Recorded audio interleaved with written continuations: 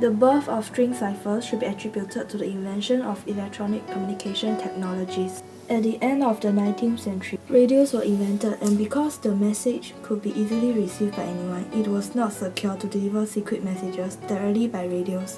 The one-time pad was then invented. However, the one-time pad is highly impractical for most applications because the key length has to be random, equal to the message length, and cannot be used more than once. These practical problems have prevented it from being widely used. This resulted in the string ciphers being remodified from the one-time pad in 1970. It was invented by Gilbert Vernon, who was previously one of the inventors of the one-time pad. Gilbert Vernon would make changes and improve on the one-time pad to solve its problems. String ciphers make use of a smaller and much convenient key, and they require fewer resources for implementation. Furthermore, they are more attractive for use in constrained environments such as cell phones. By inventing the string ciphers, there would be a more convenient method of encryption to be used in cryptography and cryptanalysis. There are several motivations for people to use the string cipher. In the 1920s, the radio was introduced and it revolutionized long-range mobile communication and data transmission from parallel to serial. The weaknesses of paper and pencil schemes were also exposed in books such as The Black Chamber and hence, photo-based electromechanical encryption devices were developed and adopted all over the world.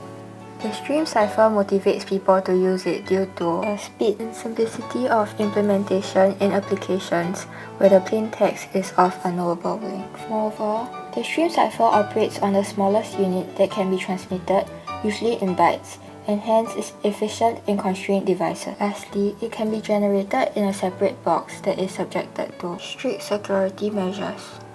This makes the string cipher secure enough to be used in the military. The motivations for people to use the string cipher in the past still exist today and is widely used around the world. It is used for applications such as cell phones and small embedded devices with little computational data. It is attractive for use in constrained softwares and hardwares. For example, the string cipher is used in voice encryption and internet traffic softwares in mobile phones. This is because the string cipher tends to be small and fast. It has computation links of many gigabit per second and compact in constrained devices. Furthermore, it is simple to implement in a hardware where the length of the plaintext is not known and large amount of plaintext in applications with wireless networks. The string cipher is very efficient as it operates on the smallest unit that can be transmitted. It is very convenient and secure, therefore it is still being used in today's world. One of the advantages of string cipher is that it only encrypts and decrypts data one bit at a time, and this makes it very suitable for hardware implementation and in cases where the amount of data is unknown. Also, string ciphers are usually fast and have a lower hardware complexity. Furthermore, string ciphers protect against ciphertext decoding because identical blocks of characters in the message stream are enciphered under a different part of the key stream. It is less vulnerable to cryptanalysis and insertion or deletion of the text. They also protect against all types of authenticity threats because any changes to the ciphertext affects the key, which would in turn affect the decoding of the entire message. The disadvantage of the string cipher is that a transmission error in the ciphertext will affect other ciphertexts, such that if a word is lost during transmission, the error affects the entire ciphertext. This makes it very easy for the message to be transmitted incorrectly. Secondly, it will be difficult to communicate the secret key between two parties. Without the key, it will be impossible to decode. A new key will be required every time if the keys were repeated. It will be easy to decode the ciphertext.